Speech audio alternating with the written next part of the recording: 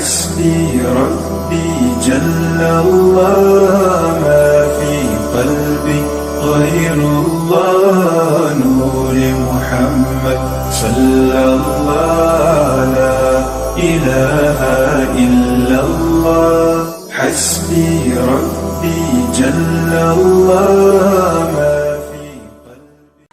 আজকের এই দিনে আমাদেরকে এই জান্নাতে বাগানে বসার তৌফিক দান করেছেন। সকলেই সেই আল্লাহর দরবারে শুকরিয়া জানাই, বলি আলহামদুলিল্লাহ। লক্ষ কোটি দরুদ বর্ষিত হোক মানবতার মুক্তির দূত, যে নবী ছাড়া, যে নবী জন্ম না নিলে আজও হয়তো এই যুগটা আইমে জাহেলিয়াতের যুগ থেকে যেত। যে নবী জন্ম না নিলে আজও হয়তো জীবন্ত কন্যা সন্তানকে মাটি দেওয়া লাগতো। সেই নবীর উপরে সংক্ষিপ্ত আকারে দরুদ পাঠ করি। সকলেই বলি সাল্লাল্লাহু আলাইহি ওয়াসাল্লাম। আল জামিয়াতুল ইসলামিয়া দারুস সালাম নুরানি ও হাফিজিয়া হিফজুল কোরআন এতিমখানা মাদ্রাসার উদ্যোগে তাফসিরুল কোরআন মাহফিলের অনারেবল প্রেসিডেন্ট, প্রধান অতিথি, আমার আগে বক্তব্য রেখেছেন তৃতীয় বক্তা বিশিষ্ট ইসলামী চিন্তাবিদ, লেখক ও গবেষক হযরত মাওলানা মুহাম্মদ আবু বকর সিদ্দিক সাহেব, মঞ্চে উপবিষ্ট আলেম ওলামাগণ, আমার সামনে দিনদার মুসলমান ভাই ও বোনেরা, পর্দার আড়ালে মা ও বোনেরা, সবাইকে আবার সালাম জানাই। আসসালামু আলাইকুম ওয়া রাহমাতুল্লাহি ওয়া বারাকাতুহু। আপনারা সবাই কেমন আছেন? আজকের এই মাহফিলে আসতে পেরে আমরা সবাই বেজার, তাই না? তাহলে যেভাবে আলহামদুলিল্লাহ বললেন, মনে হয় তো আমরা সবাই বেজার হয়ে আছি। একবার জোরে বলা যাবে কি আলহামদুলিল্লাহ? আসলে দুঃখের বিষয় হলো আমি কোনো আলেম নই, আমি একজন সাধারণ ইসলাম প্রচারক। আপনাদের মাঝে ইসলামের সৌন্দর্যটাও তুলে ধরার জন্য এসেছি। বেশি সময় কথা বলবো না, যতটুকু কথা বলবো আপনারা কি মনোযোগ দিয়ে শুনবেন এবং আমার সাথে কথা বলতে চাই। যারা দাঁড়িয়ে আছেন সবাই অনুগ্রহ করে বসে পড়বেন, সবাই বসে পড়বেন। আশেপাশে যারা দাঁড়িয়ে আছেন সবাই বসে পড়বেন।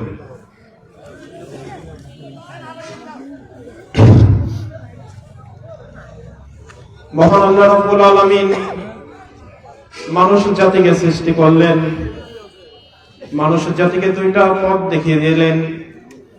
একটা হলো ভালোর পথ, আরেকটা হলো খারাপ পথ। আল্লাহ রাব্বুল আলামিন ফেরেশতাদেরকে সৃষ্টি করেছেন, ফেরেশতাদেরকে স্বাধীন করে দেন নাই, তারা আল্লাহর কাছে পরাধীন রয়েছে। আল্লাহ রাব্বুল আলামিন ফেরেশতাদেরকে যে হুকুমটা দিয়েছেন, ফেরেশতারা একমাত্র সেই হুকুম পালন করতে পারবে। আল্লাহ রাব্বুল আলামিন মানুষকে স্বাধীন করে দিয়েছেন। মানুষ, তোমাকে আমি স্বাধীন করে দিলাম, তুমি চাইলে ভালোর পথে যেতে পারো, খারাপ পথেও যেতে পারো। তোমাকে 50-60 বছর আমি সময় দিব। এই 50-60-70 বছর পর্যন্ত তুমি কি করবে? তোমার আমলনামায় লেখা হয়ে যাবে। যদি ভালো কাজ করো তোমার জন্য অপেক্ষা করতেছে জান্নাত, আর যদি খারাপ কাজ করো তোমার জন্য জাহান্নাম অপেক্ষা করতেছে। মহান আল্লাহ রাব্বুল আলামিন সূরা নাবার 17 নম্বর আয়াতে বলে দিচ্ছেন, ইন্না ইয়াওমাল ফাসলি কানাত মিকাতা, নিশ্চয় বিচারের দিনটি পূর্ব থেকে নির্ধারিত হয়েই রয়েছে। এমন একটা দিন আসবে, মহান আল্লাহ রাব্বুল আলামিন বলেন এই পৃথিবী থেকে ধ্বংস হয়ে যেতে হবে। পৃথিবীর কোনো কিছু চিরস্থায়ী নয়, মানুষকে মৃত্যুর স্বাদ গ্রহণ করতেই হবে। পৃথিবীতে আদম আলাইহিস সালাম থেকে শুরু করে পৃথিবীতে যত মানুষ আসবে সকলকে মৃত্যুর স্বাদ গ্রহণ করতেই হবে। মৃত্যু এমন একটা জিনিস, এর থেকে কেউ বাঁচতে পারবে না। স্বয়ং আল্লাহ রাব্বুল আলামিন, সবাই যখন মারা যাবে আল্লাহ রাব্বুল আলামিন হযরতে আজরাইলকে ডেকে বলবেন, আজরাইল কে কে বেঁচে আছে?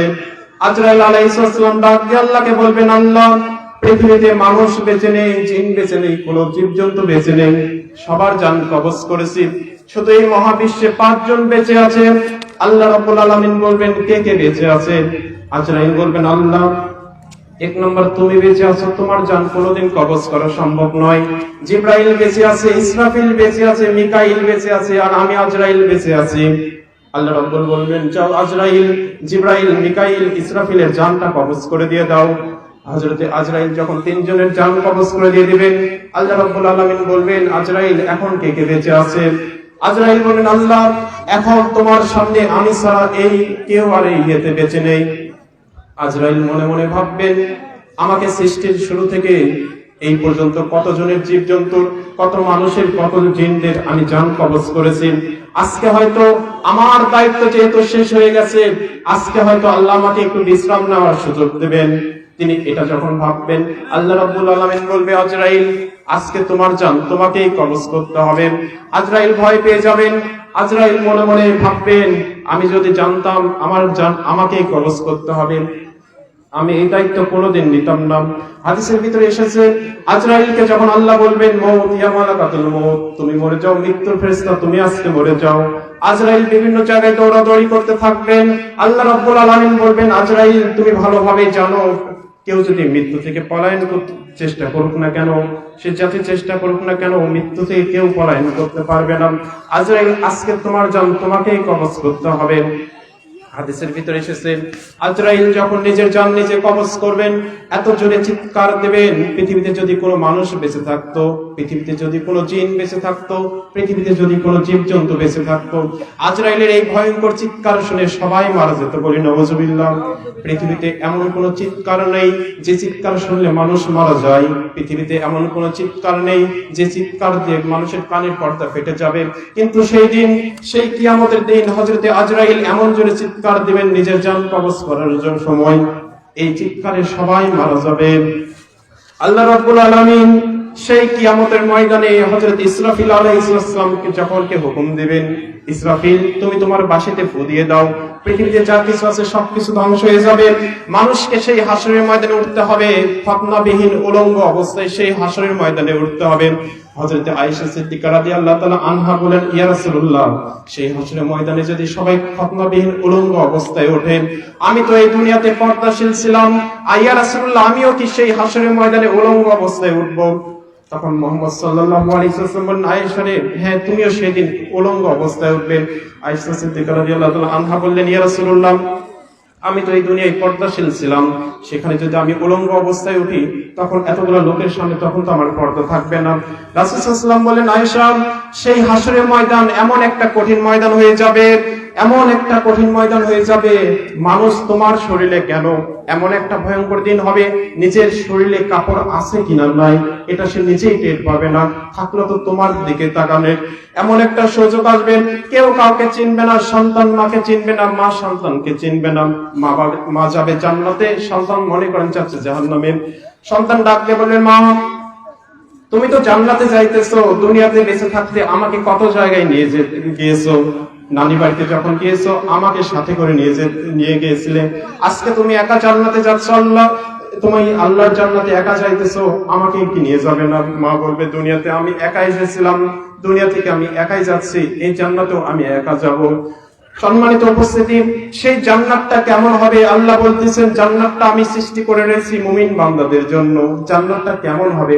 আল্লাহ রাব্বুল আলামিন বলেন, বান্দারে তুমি কি জানো সেই জান্নাতটা কেমন হবে? রাসূল সাল্লাল্লাহু আলাইহি ওয়াসাল্লাম বলেছেন, আল্লাহ রাব্বুল আলামিন যেদিন জান্নাতটাকে সৃষ্টি করলেন, জান্নাতটা সৃষ্টি করে হযরত জিবরাইলকে বললেন, জিবরাইল তুমি দেখে এসো তো আমার মুমিন ব্যক্তিদের জন্য যে জান্নাতটা সৃষ্টি করলাম, সেই জান্নাতটা দেখতে কেমন লাগবে। হযরত জিবরাইল আলাইহিস সালাম জান্নাতটা দেখে এসে আল্লাহকে বললেন, আল্লাহ তোমার ইজ্জতের কসম করে বলতেছি, কোন মানুষ যদি জান্নাতটা নিজের চোখে একবার দেখে, তাহলে সে কোনোদিন খারাপ কাজ করতে চাইবে না, সে এই জান্নাতে ঢোকার জন্য আপ্রাণ চেষ্টা করতে থাকবে। দুনিয়ার সমস্ত কাজকর্ম ভুলে যে এই জান্নাতে ঢোকার জন্য আপ্রাণ চেষ্টা করতে থাকবে। রব্বুল আলামিন জান্নাতের সামনে ভয়ঙ্কর জিনিস দিয়ে বেষ্টনী করে দিয়ে নিরাপত্তা বাড়িয়ে দিলেন। জিবরাইলকে বললেন, জিবরাইল এবার তুমি দেখে এসো তো জান্নাতটা সামনে থেকে কেমন লাগে। হযরত জিবরাইল জান্নাতটা সামনে থেকে দেখে এসে বলে, আল্লাহ জান্নাতের সামনে এত ভয়ঙ্কর অবস্থা দেখলাম, এই ভিতরে ঢোকা এত সহজ হবে না। রব্বুল আলামিন বললেন, জিবরাইল এবার তুমি দেখে শুধু জাহান্নামটা দেখতে কেমন লাগে। জিবরাইল আলাইহিস সালাম জাহান্নামটা দেখে আল্লাহকে বললেন, আল্লাহ তোমার ইজ্জতের কসম করে বলতেছি, কোন মানুষ যদি জাহান্নামটা নিজের চোখে একবার দেখে, তাহলে সে কোনোদিন খারাপ কাজ করতে চাইবে না। সম্মানিত উপস্থিতি, এই যে আজকে শীতের মধ্যে গ্রাম অঞ্চলে সবচেয়ে বেশি হয়, মায়েরা যখন রাতের বেলা ভাত রান্না করে, রান্না যখন শেষ করে, সেখানে কি সবাই কিন্তু চুলার উপর হাত দিয়ে কিন্তু হাতে একটু তাপটা লাগায়, ঠিক কিনা বলেন?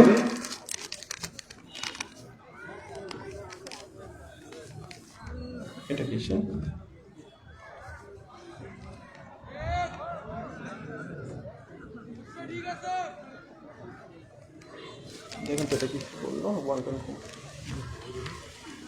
এই যে শীতের সময় যে চুলার উপর যে হাতটা দেয়, দেখবেন মায়েরা যখন এই চুলার উপর হাত দেয় কিছুক্ষণ পর হাতটা এভাবে আবার নিতে হয়, কারণ চুলার যে তাপটা এটা আমরা সহ্য করতে পারি না।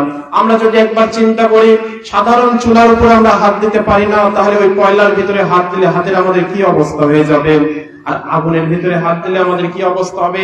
রব্বুল আলামিন বলেন দুনিয়ার আগুনের চাইতে 70 গুণ বেশি উত্তপ্ত হলো জাহান্নামের আগুন। তাহলে সেই জাহান্নামের আগুনে আমরা কিভাবে যাব? আল্লাহ সুবহানাহু ওয়া তাআলা আমাদের জাহান্নামের আগুন থেকে রক্ষা করুন, সকলে বলি আল্লাহুম্মা আমিন। সম্মানিত উপস্থিতি, এই জান্নাত সৃষ্টি করা হয়েছে মুমিন বান্দাদের জন্য। পৃথিবীতে কিছু কিছু কাজ করলে সেই জান্নাত আমাদের জন্য হারাম হয়ে যাবে। তার মধ্যে একটি কাজ হলো পিতামাতার সাথে যদি কেউ খারাপ আচরণ করে তাহলে সে ব্যক্তি কখনো জান্নাতে যাবে না, ঠিক কিনা বলেন? পিতামাতার সাথে কেউ খারাপ আচরণ করলে কেউ জান্নাতে যাবে না। সাহাবী এসে রাসূল সাল্লাল্লাহু আলাইহি ওয়াসাল্লামকে জিজ্ঞেস করলো, ইয়া রাসূলুল্লাহ, আমার বাবাও বেঁচে আছে, আমার মাও বেঁচে আছে, আমি সবচেয়ে কাকে বেশি ভালোবাসবো? রাসূল সাল্লাল্লাহু আলাইহি ওয়াসাল্লাম বললেন, তোমার মাকে বেশি ভালোবাসবে। ইয়া রাসূলুল্লাহ, এরপর কাকে ভালোবাসবো? তোমার মাকে ভালোবাসবে। এরপর কাকে ভালোবাসবো? তোমার মাকে ভালোবাসবে। এরপর কাকে ভালোবাসবো? রাসূল সাল্লাল্লাহু আলাইহি ওয়াসাল্লাম বললেন, এরপর তোমার বাবাকে ভালোবাসো। এর মানে বোঝা গেল 4 ভাগের মধ্যে 3 ভাগ ভালোবাসতে হবে মাকে, আর 1 ভাগ ভালোবাসতে হবে বাবাকে। এখন আমরা যারা এখানে ছেলে মানুষ আছি তারা আমরা মন খারাপ করব, আল্লাহ তাআলা কেন মাকে 3 ভাগ বেশি ভালোবাসতে বললেন আর 1 ভাগ কেন বাবাকে ভালোবাসতে বললেন? বিজ্ঞান বলে একটা বাচ্চা যখন মায়ের পেটের ভিতর থাকে, মায়ের রেহেমের ভিতর যখন থাকে, মায়ের এই জায়গাটা সর্বোচ্চ 10 ইঞ্চি হয়। কত ইঞ্চি? কথা বলেন। একটা বাচ্চা মায়ের পেটের যে থলির ভিতরে থাকে এই থলিটা 10 ইঞ্চি হয়। একটা বাচ্চা যখন 5 মাস বয়স, মায়ের পেটের ভিতরে 5 মাস বয়স হয়ে যায়, এই বাচ্চাটা 10 ইঞ্চির সমান হয়ে যায়। বিজ্ঞানীরা বললেন একটা বাচ্চা যখন 6 মাস বয়স যখন চলে যায় তখন বাচ্চাটা 11 ইঞ্চি হয়ে যায়, কিন্তু মায়ের এই থলিটা হলো 10 ইঞ্চি। যখন সে 11টা ইঞ্চি হয়ে গেল তার পাটা মায়ের কলিজার সাথে লেগে যায়। মায়ের যে কলিজাটা মহান আল্লাহ রাব্বুল আলামিন যেখানে স্থাপন করে দিয়েছেন সেখান থেকে 1 ইঞ্চি উপর দিকে উঠে গেল। বাচ্চাটার বয়স যখন 10 মাস হয়ে গেল, মায়ের পেটের ভিতরে বাচ্চাটা হয়ে গেল 15 ইঞ্চি, কিন্তু মায়ের সে রেহেমটা 10 ইঞ্চি, বাচ্চাটা হয়ে গেল 15 ইঞ্চি। জায়গার চেয়ে সে বড় হয়ে গেল। মায়ের কলিজায় যে প্রথম আঘাতটা লেগে গেল বাচ্চার পা দ্বারা, মায়ের কলিজাটা যেখানে ছিল সেখান থেকে 5 ইঞ্চি উপর দিকে কলিজাটা উঠে গেল। বিজ্ঞান বলে যে বাচ্চাটা মায়ের পেটের ভিতর যদি কেউ নড়াচড়া নাও করে, একটা বাচ্চা মায়ের পেটের ভিতর যদি নড়াচড়া নাও করে, ওই বাচ্চাটা মায়ের কলিজায় 4500 বার লাথি মারে। বিজ্ঞান বলে এর একটা লাথি যদি একটা সন্তান যদি তার বাবার কলিজায় মারতো, বাবাটা বাঁচতো না, বাবা মারা যেত। আর একটা মা 4500টা লাথি এই কলিজায় সহ্য করে এই পৃথিবীতে আমাদেরকে নিয়ে এসেছেন। আর আজকে দুনিয়ায় সবচেয়ে অবহেলিত মানুষ হলো আমাদের পিতা এবং মাতা, ঠিক কিনা বলেন? অথচ রাসূল সাল্লাল্লাহু আলাইহি ওয়াসাল্লাম বলেছেন মায়ের একটি হাসি হলো 8টা জান্নাতের সমান, আর মায়ের একটা পুরুষ শব্দ 7টা জাহান্নামের চেয়ে ভয়ঙ্কর। এই পৃথিবীতে আমরা এসেছি অবশ্যই মায়ের জন্য এসেছি, ঠিক কিনা বলেন? পৃথিবীতে আপনাকে ভালোবাসবে মানুষ, অবশ্যই তার ভিতর কোনো স্বার্থ থাকবে। আপনাকে কেউ ভালোবাসে, অবশ্যই তার ভিতর স্বার্থ রয়েছে। আপনার চেহারা সুন্দর, এই জন্য মানুষ আপনাকে ভালোবাসবে। আপনার কোটি কোটি টাকা আছে, আপনাকে মানুষ ভালোবাসবে। কিন্তু পৃথিবীতে একমাত্র পিতা এবং মাতা আপনাকে আমাকে স্বার্থ ছাড়া ভালোবেসেছে, ঠিক কিনা বলেন? এই মায়ের সাথে আমরা খারাপ আচরণ করি, অথচ একটা মা একটা সন্তানকে কতটুকু ভালোবাসে। গল্পের ভিতরে এসেছে 8 বছরের একটা বাচ্চার মা মারা গেছে। কয়েক মাস পর বাবা আরেকটা বিয়ে করেছে। বিয়ে করার পর বাচ্চাকে একদিন বলতেছে, বাবা তোমার কোন মাটা ভালো? যে মাটা জন্ম দিয়েছিল সেই মাটা ভালো, না এখন যে মাটা এসেছে সেই মাটা ভালো? 8 বছরের বাচ্চা বলতেছে, বাবা আমার যে মা আমাকে জন্ম দিয়েছিল এই মাটা ছিল খুবই মিথ্যাবাদী, আর এখন যে মা এসেছে, সৎ মা এসেছে, সেই মাটা হলো খুবই সত্যবাদী। বাবা রাগ হয়ে বলতেছে, ছেলে তুমি এটা কি বলো? যে মা তোমাকে জন্ম দিল সেই মাটা কিভাবে মিথ্যাবাদী হয়, আর এখন যে মা এসেছে এই মাটা কিভাবে সত্যবাদী হয়? 8 বছরের বাচ্চা চোখ দিয়ে পানি ফালাইতে আসছে আর বলতেছে, বাবা তুমি কি জানো আমার মা যখন বেঁচে ছিল আমাকে বলতো, সন্তান তুই যদি বেশি ডিস্টার্ব করিস, বেশি যদি বিরক্ত করিস, আমি কিন্তু তোকে খাইতে দেব না। কিন্তু বাবা কই, আমি তো সারাদিন খেলে ধুলে বেড়াতাম, সারাদিন মাকে আমি বিরক্ত করতাম, কিন্তু মা তো আমাকে ঠিকই আদর করে নিয়ে এসে খাওয়াতো। কিন্তু এই মা বলে, বাচ্চারে, সন্তান রে, তুই যদি ডিস্টার্ব করিস আমি কিন্তু তোকে খাওয়াবো না।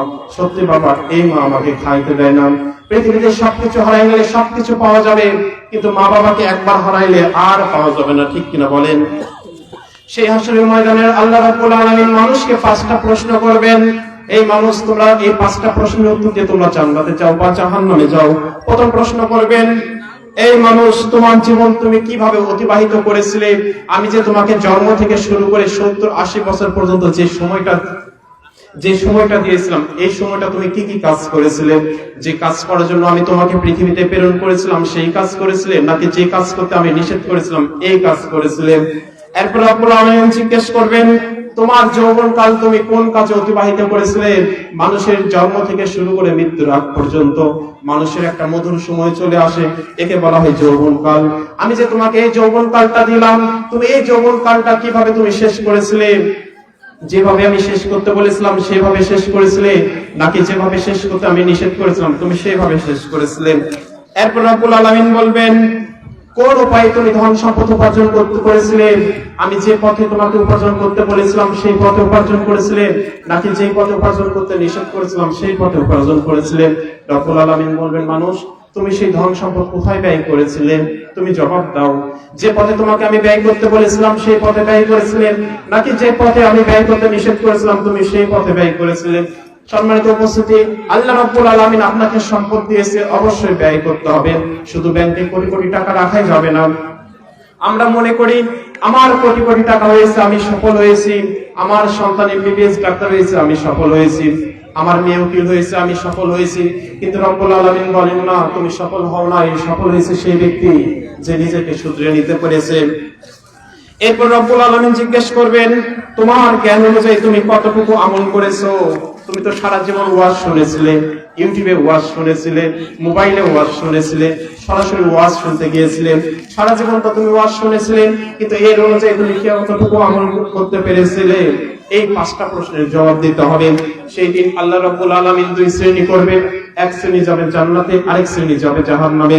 এক শ্রেণীর লোক বলবেন, ওয়ালাম আদরি মা হিসাবিয়া, হায়রে আজকে যদি আমার হিসাব আমি না জানতাম। 2 শ্রেণীর লোককে, যারা জান্নাতে যাবে ডান হাতে আমলনামা দিবেন রব্বুল আলামিন সামনে থেকে, আর যারা জাহান্নামে যাবেন পিছন থেকে বাম হাতে আমলনামা দিবেন, যারা পিছন থেকে বাম হাতে আমলনামা পাবেন এরা বলবেন, হায় রব্বুল আলামিন, আমি যদি না জানিতাম আমার হিসাব, ইয়া লাইতাহা কানাতিল কাদিয়া, হায় আমার মৃত্যু যদি আমার শেষ হয়ে যেত।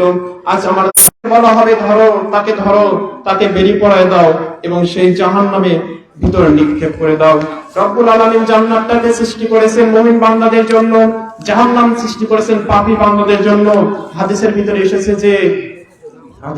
এসেছে যে যারা জাহান্নামে যাবে রব্বুল আলামিন তাদেরকেও ধাক্কা মারতে মারতে জাহান্নামে নিয়ে যাবেন। এবার যারা জান্নাতে যাবে তাদেরকেও ধাক্কা মারতে মারতে জান্নাতে নিয়ে যাবেন। জান্নাতে যারা যাবে তাদেরকেও ধাক্কা মারবেন, আবার যারা জাহান্নামে যাবে তাদেরকেও ধাক্কা মারবেন। এখন প্রশ্ন আসবে জাহান্নামীরা জাহান্নামে যেতে চাইবে না, এই জন্য তাদেরকে ধাক্কা মারবে, কিন্তু জান্নাতে কেন ধাক্কা মারবে? 2টা ধাক্কা এক নয়। কেন এক নয়? একটি গল্পের মাধ্যমে আমি বলি। একটা বন্ধু আরেকটা বন্ধুর বাড়িতে বেড়াতে গেছে 10 বছর পর। 10 বছর পর বেড়াতে যেয়ে বলতেছে, বন্ধু তোমার বাড়িতে আমি 10 বছর পর বেড়াতে এসেছি, কিন্তু আমার হাতে সময় নেই, আজকে আমাকে ঢাকাতে চলে যেতে হবে। বন্ধু বলতেছে, বন্ধু 10 বছর পর আমার বাড়িতে বেড়াতে এসেছো, তোমাকে আজকে পাইছি, তোমাকে আমি আর ছাড়বো না। এটা হলো একটা, ছাড়বো না। দ্বিতীয় নম্বর হলো, একজন ব্যক্তি খুন করেছে, পুলিশ তাকে 6 মাস হলে খুঁজতেছে। 6 মাস পর পুলিশ তাকে আসামিকে খুঁজে পেয়েছে। আসামি বলতেছে, স্যার আপনি আমার বাপ, আপনি আমার মা, আপনি আমাকে ছেড়ে দেন। পুলিশ বলতেছে, বেটা 6 মাস হলে তোকে আমি খুঁজতেছি, তোকে আজকে আমি কাছে পাইছি, তোকে আমি আর ছাড়বো না। একটা হলো বন্ধুর ছাড়বো না, আর একটা কার ছাড়বো না? পুলিশের ছাড়বো না। 2টা কি এক? কথা বলেন। একটা বন্ধুর ছাড়বো না, আর একটা পুলিশের ছাড়বো না। ঠিক তেমনি জাহান্নামে যখন জাহান্নামীরা যাবেন, জাহান্নামের তাপ অনেক দূর থেকে পাইবেন। এই জন্য তারা যখন জাহান্নামে যেতে চাইবে না, ফেরেশতারা তাদেরকে ধাক্কা মারতে থাকবেন। এরপর আল্লাহ রাব্বুল আলামিন যখন জান্নাতটাকে ফয়সালা করে দিয়ে দিবেন, ব্যক্তিদেরকে বলবেন, ও ব্যক্তি এইদিকে জান্নাত, জান্নাতে তোমরা চলে যাও। মানুষ যখন জান্নাতে যেতে ধরবেন, সবাই সুন্দর জায়গা দেখে বসে পড়বেন। এরপর ফেরেশতারা এসে ধাক্কা মারবেন, এসে বলবেন, ও জান্নাতীরা, জান্নাত এটা নয়, জান্নাত আরো সামনে। এরপর আবার ব্যক্তিরা জান্নাতের দিকে ছুটতে থাকবেন। এরপর সুন্দর জায়গা দেখে আবার সেখানে বসে থাকবে, পড়বেন। ফেরেশতাদেরকে বলবে, ফেরেশতারা এসে ধাক্কা দিয়ে বলবেন, আল্লাহর বান্দারে, জান্নাত এটা নয়, জান্নাত আরো সামনে। এভাবে যেতে যেতে সবাই জান্নাতের ভিতর চলে যাবেন। রব্বুল আলামিন জান্নাতীদেরকে ডেকে বলবেন, জান্নাতীরা, আমি তোমাদেরকে যা যা নাজ নিয়ামত দিতে চেয়েছিলাম সব কি তোমরা পেয়েছো? জান্নাতীরা বলবেন, হ্যাঁ রব্বুল আলামিন, তুমি যে সব নাজ নিয়ামত আমাদেরকে দিতে চেয়েছিলে আমরা সব পেয়েছি। রব্বুল আলামিন বলবেন, না, এখনো পাও নাই। হযরত দাউদ আলাইহিস সালামকে ডেকে বলবেন, হযরত দাউদ, তুমি কোরআন তেলাওয়াত করো। জান্নাতের ভিতরে হযরত দাউদ আলাইহিস সালাম কোরআন তেলাওয়াত করবেন, মানুষরা তার কণ্ঠ শুনে মুগ্ধ হয়ে যাবে। এরপর রব্বুল আলামিন বলবেন, জান্নাতীরা, তোমরা কি আর আমার কাছে কি কোনো কিছু চাওয়ার আছে? মানুষ বলবেন, না, আমরা দেখতাছি তোমার কাছে আমাদের আর কোনো কিছু চাওয়ার নেই। রব্বুল আলামিন বলবেন, না, এরপরেও আছে। রব্বুল আলামিন হযরত মুহাম্মদ সাল্লাল্লাহু আলাইহি ওয়াসাল্লামকে দিয়ে কোরআন তেলাওয়াত করাবেন। মুহাম্মদ সাল্লাল্লাহু আলাইহি ওয়াসাল্লাম যখন কোরআন তেলাওয়াত করতেন পৃথিবীতে, তখন উতবা সাইবা আবু জাহেলের গোষ্ঠীটাও বাড়ির পিছনে এসে শুনতেন। আবু জাহেল বলতেন, আমরা তো মুহাম্মদ সাল্লাল্লাহু আলাইহি ওয়াসাল্লামের শত্রু, সে তো আমাদের শত্রু, আমরা কেন তার এই কোরআন তেলাওয়াত শুনতে আসি? আমরা কিন্তু তার কোরআন তেলাওয়াত শুনতে আসবো না। এভাবে প্রতিদিন বলতেন, কিন্তু পরের দিন আবার সকলে এসে মুহাম্মদ সাল্লাল্লাহু আলাইহি ওয়াসাল্লামের কোরআন তেলাওয়াত শুনতেন। এই জান্নাতের ভিতরে মুহাম্মদ সাল্লাল্লাহু আলাইহি ওয়াসাল্লাম কোরআন তেলাওয়াত করবেন। এরপর রব্বুল আলামিন বলবেন, ওই জান্নাতীরা, তোমরা আমার কাছে আর কি চাও বলো? বলবে, আল্লাহ, আমরা আর কিছু চাই না। এরপর রব্বুল আলামিন নিজের কণ্ঠ দ্বারা পবিত্র কোরআন থেকে সূরা আর রহমান তেলাওয়াত করবেন। বলি সুবহানাল্লাহ। মানুষ তার কণ্ঠ শুনে সবাই মুগ্ধ হয়ে যাবে। এরপর আল্লাহ রাব্বুল আলামিন বলবেন, ওই জান্নাতীরা, তোমরা আমার কাছে আর কি চাও বলো? তখন বান্দারা বলবেন, না আল্লাহ, আর তো কোনো কিছু চাওয়ার দেখি না। এরপর জনাব মুহাম্মদ সাল্লাল্লাহু আলাইহি ওয়াসাল্লাম দাঁড়িয়ে বলবেন, হে আল্লাহ, আমার উম্মতরা বলতে পারতেছে না আমাদের আর কি চাওয়ার আছে, আমি বলি। মুহাম্মদ সাল্লাল্লাহু আলাইহি ওয়াসাল্লাম বলবেন, হে রব্বুল আলামিন, যে আল্লাহর জন্য আমরা নামাজ পড়লাম, যে আল্লাহর জন্য আমরা রোজা করলাম, হজ করলাম, যাকাত দিলাম, আমরা সেই আল্লাহকে দেখতে পারলাম না। রব্বুল আলামিন বলবেন, হ্যাঁ বান্দারা, এটাই তোমাদের জন্য শেষ চাওয়া। আজকে আমি তোমাদের সামনে চলো আফসোস হয়ে যাব। সেই জান্নাতের ভিতরে আমরা আল্লাহকে দেখবো, আল্লাহ আমাদেরকে দেখবে। আমরা যদি একটা কথা চিন্তা করি, রব্বুল আলামিন কত সুন্দর হবে। আল্লাহ রব্বুল আলামিন মানুষকে কত সুন্দর করে সৃষ্টি করেছেন এই পৃথিবীতে, এত সুন্দর করে সৃষ্টি করেছেন। তাহলে আমরা যদি একটা হিসাব করি, সেই আল্লাহটা কেমন সুন্দর হবে, ঠিক কিনা বলেন? আমরা সবাই সেই জান্নাতে যেতে চাই না? অবশ্যই যেতে চাই, কিন্তু আমরা কেউ ইবাদত করতে চাই না, ঠিক না? গত বছর মাহফিলে গিয়েছিলাম জয়পুরহাটে, বলতেছে যে কে কে জান্নাতে যেতে চান হাত তোলেন। সবাই হাত তুলছে, শুধুমাত্র সামনে থেকে একটা মুরব্বী হাত তুলে নাই। বলতেছে, মুরব্বী, আপনি কি জান্নাতে যেতে চান না? কয় না, পারে আজকে তোমার সাথে তার দুইবার যেতে বলছে। বুঝছেন, অনেক মানুষ আছে জান্নাত কি জাহান্নাম কি এগুলো তারা জানে না। আসলে এই জান্নাতটা আমাদের খুবই নিকটে। আজকে দেখেন অনেক লোক হয়েছে, আলহামদুলিল্লাহ, বাড়ির পাশে মাহফিল হচ্ছে, অনেক লোক এই মাহফিলে আসে নাই, আছে কিনা বলেন? তারা বলতেছে, কত জীবন ওয়াজ শুনলাম, আজকে যদি এই মাহফিলে যাই, সকালবেলা আমার ব্যবসায় ক্ষতি হয়ে যাবে, ঠিক না? আসলে আজকে রাত যে আমি বেঁচে থাকবো এর কোনো গ্যারান্টি আছে? কোনো গ্যারান্টি নেই। রাত 12টার দিকে আপনি মারা গেছেন, আপনার স্ত্রী পর্যন্ত বলবে যে আমার স্বামীকে খাট থেকে আগে তাড়াতাড়ি নামাও, ঠিক না? এরপর বলবে, আপনারা যদি বলেন যে ভাবি, আপনি তো আপনার স্বামীর সাথে 10, 15, 20 বছর একসাথেই সংসার করেছেন, একসাথে রুমের ভিতর ছিলেন, একসাথে খাটের উপর ছিলেন, আজকের রাতটা আপনি আপনার স্বামীর সাথে ঘুমান, কালকে এসে আমরা মাটি দেবো নি, কেউ থাকবে? কেউ আর থাকবে না। মানুষের শরীর আছে, কিন্তু ভিতরে শুধু রূহটা নেই। এই জন্য সমস্ত সম্পর্ক কি ছিন্ন হয়ে গেছে, লাশ হয়ে গেছে। অনেক সময় দেখা যায়, এই যে শীতের সময় বিদেশি কম্বল পর্যন্ত আগে সরাবে, যাদের জন্য যা কিছু করেছেন। এই জান্নাতে, এই হাসরের ময়দানে আপনার স্ত্রী, আপনার সন্তানরা আপনার জন্য কাল হয়ে যাবে। আপনার মেয়েকে আপনি ছেড়ে দিয়ে রাখছেন, এই মেয়ে আপনাকে হাসরের ময়দানে আসামি করবে, আমার বাবা আমাকে পর্দাশীল করে নাই। সম্মানিত উপস্থিতি, হাদিসের ভিতরে এসেছে যে একটা মেয়েকে জন্ম দিলে যেন সে যেন জান্নাতের মালিক হয়ে গেল। বলে সুবহানাল্লাহ। শুধু মেয়েকে জন্ম দিলে কিন্তু জান্নাতের মালিক হওয়া যায় না, ঠিক না? এখন মেয়েটা যদি মাহিয়া মাহি ট্রাক মার্কের মতো মেয়ে হয়, জান্নাত পাওয়া যাবে? মেয়েটা যদি নায়িকা শাবনূর হয়, জান্নাত পাওয়া যাবে? মেয়েটা কেমন হতে হবে বলেন? খাদিজার মতো হতে হবে, আয়েশার মতো হতে হবে। ছেলে হিসাবে মাদ্রাসায় ভর্তি করাবেন, সন্তানকে মাদ্রাসায় দিবেন। মাদ্রাসা শিক্ষার বিকল্প এই পৃথিবীতে নাই। এই পৃথিবীতে আমাদের সবচেয়ে বড় পাওয়াটা কি জানেন? আমার সন্তান যদি আমার জানাজা করতে পারে, আমি মনে করি এর চাইতে বড় পাওয়া এই পৃথিবীতে আর কিছুই নাই। আপনার সন্তান আলিম নয়, হাফেজ নয়, ইসলামী কোনো জ্ঞান নেই, আপনি মরে গেলেন, মসজিদ মাদ্রাসা থেকে ভাড়া করে হুজুর নিয়ে যাবে। মনে করলেন মাদ্রাসায় থেকে ভাড়া করে হুজুর নিয়ে যাবে। আপনি যতদিন পর্যন্ত হুজুরকে 200 টাকা 500 টাকা দিবেন, ততদিন পর্যন্ত এসে আপনার জন্য দোয়া করবে।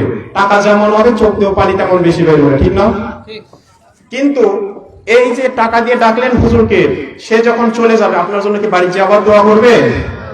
কিন্তু একটা সন্তান যদি আলেম হয়, আপনার কবরের পাশে যে যখনই বলবে রব্বির হামহুমা কামা রাব্বায়ানি সগীরা, হে আল্লাহ, আমার পিতামাতা আমাকে ছোটবেলায় যেভাবে লালন পালন করেছিল, ছোটবেলায় আমাকে যেভাবে ভালোবেসেছিল, যেভাবে আদর করেছিল, আপনিও ঠিক তেমনি সেভাবে তাদেরকে ভালো রাখুন, ঠিক না?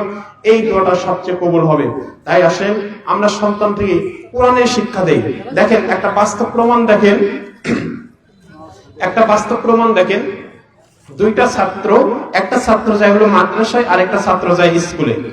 স্কুলে যে বাচ্চাটা যায়, সে যখন বইগুলা ব্যাগের ভিতর নেয়, ব্যাগটা কি সামনে থাকে না পেছনে থাকে? পেছনে। আর একটা বাচ্চা যখন মাদ্রাসায় যায় পবিত্র কোরআন নিয়ে, কোরআনটা কি সামনে না পেছনে?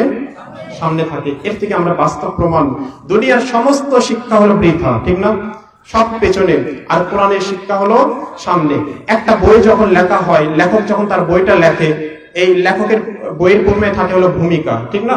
এই ভূমিকায় লেখা থাকে যে আমার এই বই লিখতে কোনো ভুল ত্রুটি হলে আমাকে জানাবেন, পরবর্তী সংস্করণে সংশোধন করা হবে। এভাবে প্রত্যেকটা লেখকই বইয়ে তার দুর্বলতা দিয়ে শুরু করে। কিন্তু এই বিশ্বে আল কোরআন এমন একটা বই, যার লেখক মহান আল্লাহ সুবহানাহু ওয়া তাআলা নিজেই স্বয়ং পবিত্র কোরআনে বলেছেন, জালিকাল কিতাবুল লা রাইবা ফীহি হুদাল লিল মুত্তাকিন। এটা হলো সেই কিতাব যার ভিতরে কোনো ভুল নেই, বলি সুবহানাল্লাহ। এই কোরআনের স্পর্শে যদি আমরা আসতে পারি, তাহলে আমরা ধন্য হব, ঠিক না? আমরা মানুষের মতো মানুষ হতে পারবো। আল্লাহ সুবহানাহু ওয়া তাআলা যেন আমাদেরকে পূর্ণাঙ্গ মানুষ হওয়ার তৌফিক দান করে। সকলে বলি আল্লাহুম্মা আমিন। আজকে আপনাদের উপস্থিতি দেখে আমাদের খুব ভালো লাগছে। এইরকম উপস্থিতি যদি ফজর, জোহর, আসর, মাগরিব, এশার সময় হতো, তাহলে আমাদের দুনিয়াটা চেঞ্জ হয়ে যেত। এই সমাজে চোর থাকতো না, ডাকাত থাকতো না, বদমাইশ থাকতো না। আজকে সমাজে যারা গাঁজাখোর, তারা আমাদের সন্তানরাই তো গাঁজাখোর, নাকি মঙ্গল গ্রহ থেকে আসছে? আমাদের সন্তানরাই তো। আমরা যদি আমাদের পরিবারকে ঠিক করতে পারি, তাহলে সমাজ অটোমেটিক ভাবে ঠিক হয়ে যাবে। আল্লাহ রাব্বুল আলামিন আমাদেরকে তৌফিক দান করুন। চিঠি দিয়েছে, শেষ করতে বলেছে, আমাদের জন্য দোয়া করবেন। অনেক কিছু বলার ছিল, কিন্তু আমিও অসুস্থ। কুষ্টিয়া থেকে মাহফিল করে আসার সময় প্রাইভেট কার অ্যাক্সিডেন্ট করেছিলাম গত অক্টোবর মাসে। মাথায় 5টা সেলাই দেওয়া আছে। অনেক কিছু বললে মানে স্মরণ আসলেও ভুলে যায়। 5টা সেলাই দেওয়া, এই পাশে 3টা, সামনে 2টা। আল্লাহ রাব্বুল আলামিন আমাকে সুস্থ রেখেছে। আমাদের জন্য দোয়া করবেন। ভারতেও আমি প্রোগ্রাম করি, আমাদের জন্য দোয়া করবেন। আর এই কোরআনের প্রচার করতে আসলে বাধা আসবে, ঠিক না? আমাদেরকে বাধা মোকাবেলা করে ইসলামের প্রচার করতে হবে। আল্লাহর কাছে আমাদের জবাবদিহি করতে হবে। আল্লাহ রাব্বুল আলামিন যেন আমাদেরকে কবুল করুন। সকলে বলি আল্লাহুম্মা আমিন। ওয়া আখিরু দাওয়ানা আনিল হামদুলিল্লাহি রাব্বিল আলামিন। আসসালামু আলাইকুম ওয়া রাহমাতুল্লাহি ওয়া বারাকাতুহু।